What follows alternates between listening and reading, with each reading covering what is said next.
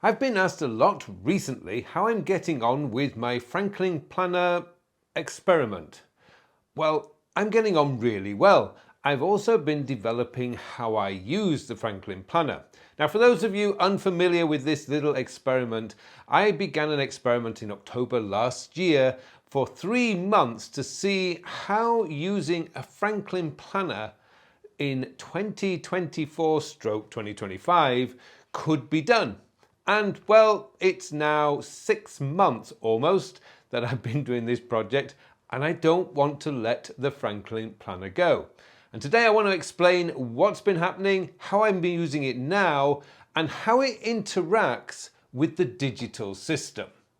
Now, let's not fool ourselves here. We live in a digital age. When Franklin Planner was at its height, it was the mid to late 1990s, and a lot of it was paper that we were dealing with. Today, it's a completely different world. Most of what we're dealing with is digital, and there are digital tools that are far better than paper. For example, the calendar or diary. That is just so much better digital because you can use calendar services like Calendly or Acuity. You can actually put appointments in there and then set them up to recur. None of that can be done on a paper-based planner or calendar because you had to keep writing these things in.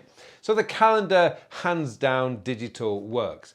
I also find that storing documents and storing my notes are best generally done in digital systems because whether I'm carrying my phone with me or I'm at my laptop or iPad, I've got instant access to whatever notes I've created over the last, I think in my case, 15 years. I have them all stored in Evernote. So ultimately the digital system does have its place. But where does the Franklin Planner come into this? Well, the biggest clue is in its name, Franklin Planner. And I actually do use it very much for planning my day specifically. Now I'm going to take you into what I'm doing on my Franklin Planner right now. Now the thing is, I am currently in my end of quarter break. And what I mean by that is I'm still doing all my work, I just don't have any appointments. I block my calendar at the end of every quarter, so I have a week where I can just focus on any projects that have not been completed in that quarter, and one of which you will see coming out on Friday if you're watching this video. No, one of which you will see next week, when it comes out, my time sector system course update. So essentially what I'm doing with my Franklin Planner is I am using it as my day planner, and there has been in the past a system called the day planner, and I think if I remember correctly the day planner came out before the Franklin Planner, but there's a bit of history for you. Now the way I do this is at the end of the day, when I've been in the office all day and I'm sick of seeing my office, I like to go out and into the living room, sit on the sofa with my little dog, and I like to plan the next day. Now, most of the stuff that I'm doing, I will actually see in my planner. I will have the things that I haven't done today that I can move forward, or some of the stuff that I've collected throughout the day, and I'm actually just throwing that into planning out the day. Now, as far as that goes with planning, I only plan out up to the next 7 days. Now, I do a weekly planning session every single week. That begins on paper with my weekly planning matrix. Then it goes into the digital system. So I'm putting my appointments on my calendar, making sure I've got enough time to do my work. And I'm also putting things into Todoist, which is my tool for the longer term tasks and the routine stuff that I don't necessarily need to write down into my planner. But the planner comes into effect on a daily basis. What I'm doing there is I'm only writing in the most important tasks of the day. I'm not interested in the routinal stuff like clearing my action this day folder in email. I'm not interested in all the little routines that I have to do like water my plants and stuff like that. All that goes in my planner are the real most important tasks of the day, which keeps the actual task list itself pretty limited so that it's not overwhelming. And that's the key thing here. I find when it's written down in my planner that I don't have overwhelming days. Now, one little thing that has been annoying me is although I'm not putting in my appointments for the whole week because things change quite rapidly, I do, when I sit down at the end of the day to do my planning for the next day, I do or have been writing in my appointments, and I've been writing them in pen. And I generally use my Lamy 2000 with a fine nib in this particular planner. Now I'm using the Montecito pages. I find that it doesn't really matter for those of you using fountain pens. It's not, the paper that they create is not great for fountain pens, but I've found that a fine nib on a Lamy 2000 does work. Now what I generally do is I write in my appointments, and I used to write them all in ink so that it was written in, and then I'd wake up in the morning and find that 2 or 3 of my appointments had cancelled, and it's like, oh god, now I have to get the Tipp-Ex out and start changing the appointments.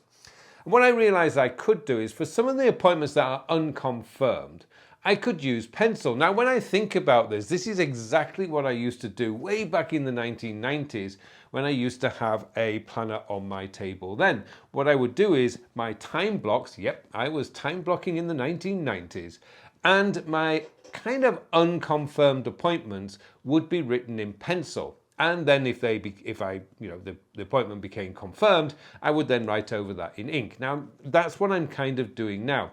Now, what you're seeing on the screen right now is my planner as it is this week when I don't have any appointments. Although I do have one today at the recording studio to record the final 2 pages of the Your Time, Your Way audiobook, which will be coming soon. I can't wait for that to get out there. So all those people have been asking me about when is the audiobook of your book coming out.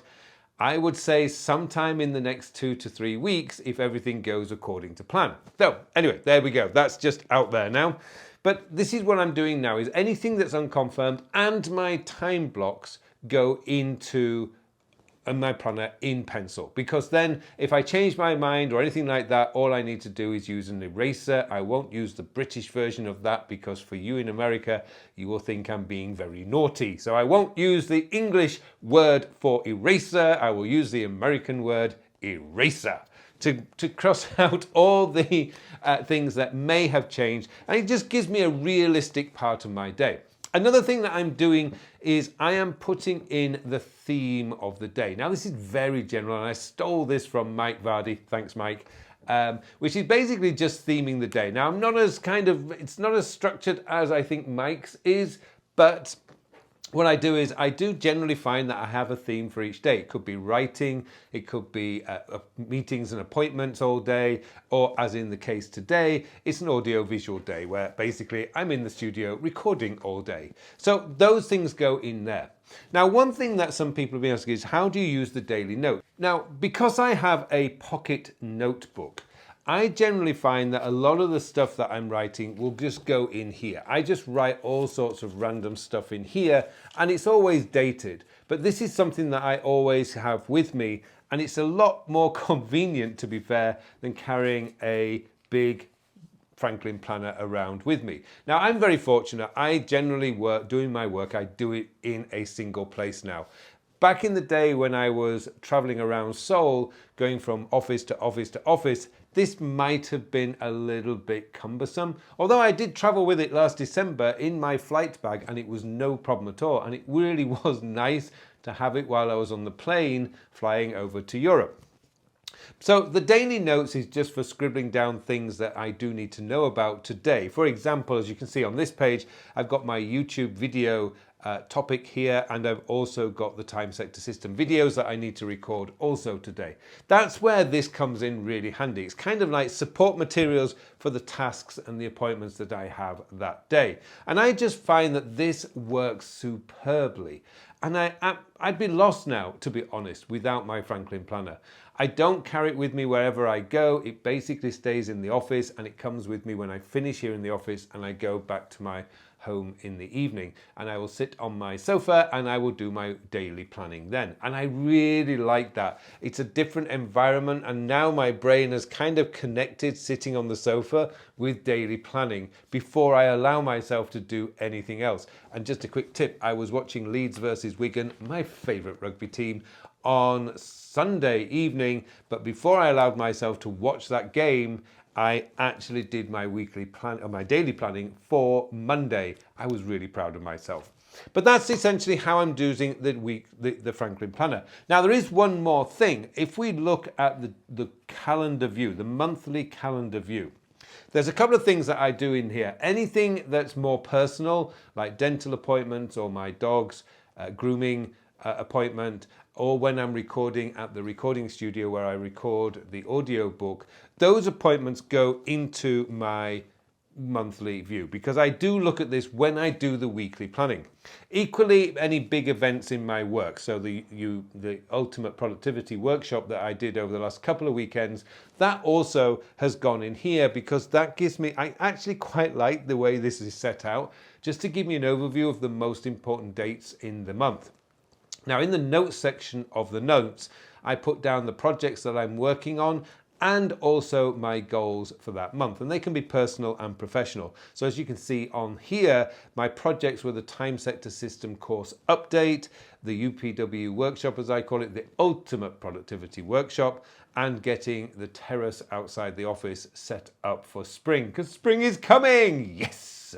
And then we've got my goals for the month, which is to do 1,250 press-ups, or push-ups as you may call them, and to finish the Time Sector System course update, which will be finished by the time this video goes out, I can promise you. And that's essentially how I'm using it. But I do want to emphasize, this is my planning tool. My digital tools are largely unaffected, although I don't look at Todoist as often during the day now. Most of you know I'm a Todoist user. Todoist I tend to look at the end of the day or towards the end of the day to see if I've missed anything. And there's also quite a few of my routine stuff in there that I just need to make sure I'm doing them. Like, for example, I have an office plant that needs watering every 4 days. Not something I'm going to be able to remember in my head. Therefore, that comes up in Todoist every 4 days to remind me to water that plant.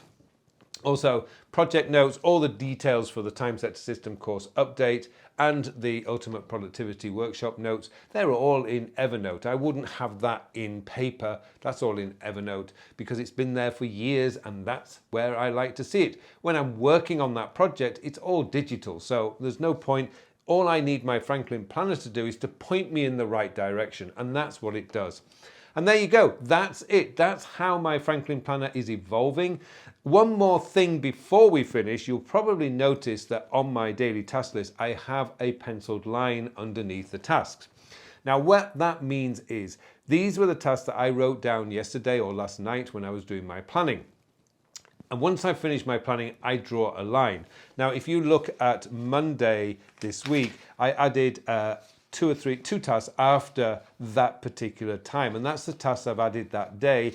Equally on Tuesday, I did the same thing and I added stuff in there. Another thing that I do is if I order something online or I pay a credit card or pay my accountant, I will write that into my daily tracker, which is at the bottom of the task list. It's a nice way to look at that because my wife has asked me a few questions. Did you order such and such? And I was able to go back in my Franklin Planner and say, yes, I ordered it on Thursday or I ordered it on Wednesday or whatever. That is also a really useful tip. So there we go. That's how I'm using my Franklin Planner right now. It's gradually beginning to take a bigger part of my life. Again, the question comes back is, will I continue with this experiment? Of course I will. I'm absolutely loving this. I think the key here is that getting away from the screen at the end of the day to sit down on the sofa, so in a totally different environment with my Franklin Planner, and just to think about what needs to be done tomorrow, who do I need to talk to, what appointments I have tomorrow, all those things get put into the planner when I'm doing that. It's basically coming from here and it's not being influenced by whatever's in my digital system. I'm going to look at the digital system at some point in the day. I often actually do reference it from my phone in the evening to see if there's anything I've missed before I actually then just shut the planner. And it's kind of like a little ritual now. When I shut the planner and zip it up, that's it. That's the end of my day. And now I can sit back and relax. And that's it. So there you go. That's the 6 monthly update on the Franklin Planner. I would like to just mention one more thing. Recently, the Franklin Planner, I think it's because it's having a bit of a renaissance these days, has just launched a podcast. And if you're interested and you listen to podcasts, I strongly recommend it. George, who's one of the co-hosts of that podcast, is a tremendously nice guy. I have spoken with him myself. He's doing some amazing stuff with Franklin Planner. So if you're really interested and want to learn more about this, take a look at the Franklin Planner podcast, which has only recently launched. So it's a good time to get subscribed. Okay, thanks for watching this video. And if you want to learn more about my experiment with the Franklin Planner, I would suggest this video up here is the next one to watch.